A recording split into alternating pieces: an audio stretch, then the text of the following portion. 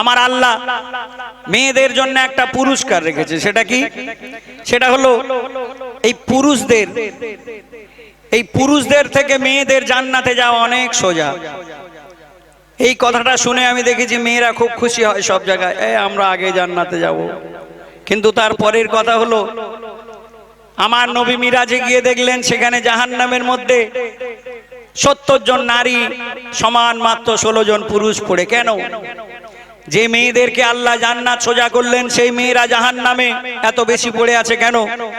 আমার নবী তখন সাহাবীদেরকে বলল, এই সাহাবী, তোমরা যাও বাড়িতে মেয়েদেরকে বলো তারা জাহান্নামের মধ্যে অনেক বেশি পড়ে আছে। শুনে রাখুন, সেই শুরু থেকে এখনো পর্যন্ত মেয়েদের সংখ্যা সেই একই আছে। আমার লেখক লিখলেন, মেয়েদের এই জাহান্নামে যাওয়ার অনেকগুলো কারণ আছে। তার মধ্যে প্রথম কারণ হলো, দেখবেন সেই মেয়েদের জান্নাত পাওয়াটা বড় কঠিন ব্যাপার।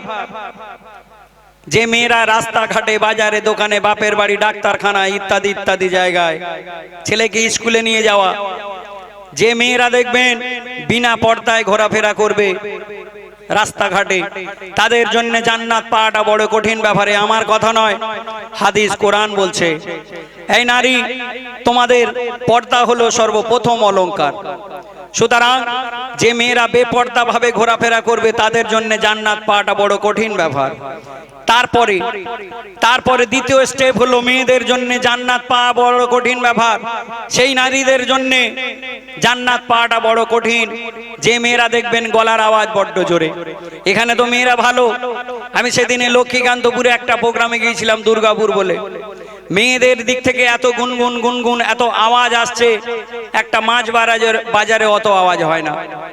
মেয়েদের জন্য গলার আওয়াজ জোরে করা যাবে না।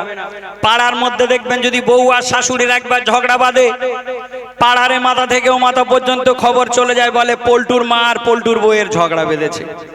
এই পল্টু যদি কারোর নাম থাকে রাগ করবেন না, কোনো একটা নাম নিয়ে বলা হচ্ছে।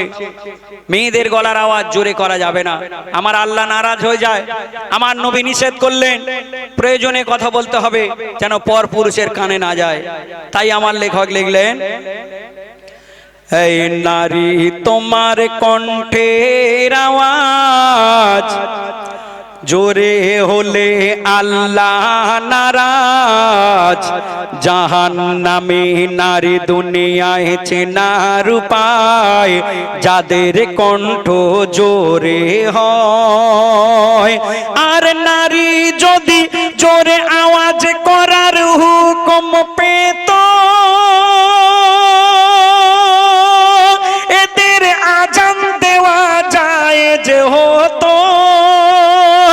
ওগো নারী যদি জোরে আওয়াজ করার হুকুম পেত,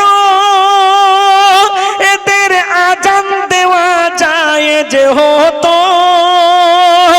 আর মিরাজ থেকে এসে নবী সাহাবীদের এই শোনায়, সাহাবীদের এই শোনায়, এই নারী তোমার কণ্ঠের আওয়াজ জোরে হলে আল্লাহ নারাজ। জাহান্নামী নারী দুনিয়ায় চেনার উপায়, যাদের কণ্ঠ জোরে হয়। আমার আল্লাহ এই দুনিয়ার মধ্যে 1,24,000 কিংবা তারও বেশি নবী পাঠিয়েছেন। কিতাবের মধ্যে এসেছে 1,24,000 কিংবা তারও বেশি নবী পাঠিয়েছেন আমার আল্লাহ এই দুনিয়ায়। এত নবীর মধ্যে কেউ কোনোদিন শুনেছেন একজন নবী অন্তত মেয়ে ছেলে হয়েছে? না, যত নবী দুনিয়ায় আল্লাহ পাঠিয়েছেন সবাই পুরুষ ছিল, কোনো মেয়েকে নবুয়ত দেয়নি। কেন? তার কারণ হলো, ওগো আল্লাহ দেখো লাখো লাখো নবী পাঠিয়েছিল, সবাই তারা পুরুষ ছিল, নবুয়ত যারা পেল। আর নারী যদি নবী হতো, পর্দা লঙ্ঘন হতো। ইসলাম প্রচারে উম্মতের দারে দারে নারীর কণ্ঠ ছড়িয়ে যেত। আর নারী যদি নবুয়ত পেত, তবে আদমের কি এত কদর হতো, আর জান্নাত কি আর খুঁজতো নারী, ও গো জান্নাত কি আর খুঁজতো নারী, স্বামীর পায়েরই তলায়, স্বামীর পায়েরই তলায়। এই নারী তোমার কণ্ঠের আওয়াজ জোরে হলে আল্লাহ নারাজ, জাহান্নামী নারী দুনিয়ায় চেনার উপায়, যাদের কণ্ঠ জোরে হয়। এখানে অনেক মেয়েরা আছে দেখবেন, এই মেয়েরা দেখবেন একটু বয়সকালে গিয়ে যখন দেখবেন নানি হয়ে যায়, দাদি হয়ে যায়, এই বয়সকালে গিয়ে দেখবেন মেয়েদের কবর দেখে ভয় লাগে। কাদের? বয়স্ক বৃদ্ধ মহিলাদের। যখন কবরে এক পা আর নিচে খাটে এক পা, তখন মনে হয় কবরে যেতে হবে, কবর খুব খারাপ জায়গা। তখন মেয়েরা দেখবেন অনেকে আছে আল্লাহর কাছে কান্নাকাটি করে, ওগো আল্লাহ জাহান্নামে আমাকে দিও না, আমাকে জান্নাতে একটা জায়গা করে দিও। শুনে রাখুন, সেই মেয়েদের জন্য আমি বলবো, যদি জাহান্নাম খুব ভয় লাগে আর জান্নাত দেখে যদি আপনাদের লোভ থাকে, তাহলে স্বামীর সঙ্গে ভালো ব্যবহার করবেন। কেন? একটা নারীকে আমার আল্লাহ স্বামীর উপরে কত গুরুত্ব দিলেন। অনেক মেয়েরা আছে দেখবেন স্বামীর সঙ্গে দুবেলায় ঝগড়া করে, স্বামী যদি একটু গরিব হয় মেনে নেয় না, স্বামী যদি দুদিন কাজে না যায় বলে তুমি কুঁড়ে, পাড়ার লোকজনের সামনে খারাপ খারাপ কথা বলে। অনেক মেয়েরা আছে দেখবেন স্বামীর সঙ্গে দুর্ব্যবহার করে, একটু সুযোগ পেলেই অন্য পর পুরুষের কাছে ফোন করে। সব মেয়েরা নয়, কিছু আছে দেখবেন। আমার লেখক লিখলেন, যে মেয়েরা স্বামীর সঙ্গে ভালো ব্যবহার করে না, তাদের উদ্দেশ্য বলল, একটা মেয়েকে তার স্বামী কত গুরুত্বপূর্ণ করে পাঠালেন। বলছে, ওগো যে নারীরা স্বামীর উপর হুকুম তামিল করে, তুমি ভুলে যেও না সৃষ্টি হয়েছো পুরুষের বাম পা জোড়ের হাড়ে, ওগো ভুলে যেও না তুমি সৃষ্টি হয়েছো পুরুষের বাম পা জোড়ের হাড়ে।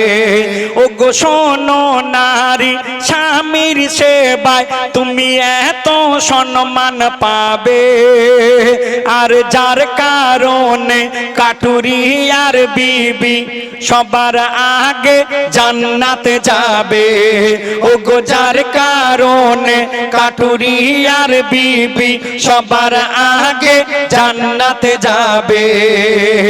আর যত সেজদায় মাথা ঠোকো,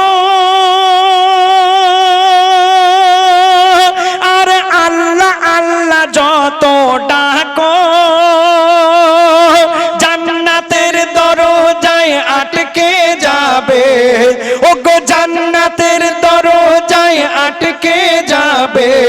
স্বামী যদি নারাজ হয়, স্বামী যদি নারাজ হয়, এই নারী তোমার কণ্ঠের আওয়াজ জোরে হলে আল্লাহ নারাজ, জাহান্নামী নারী দুনিয়ায় চেনার উপায়, যাদের কণ্ঠ জোরে হয়।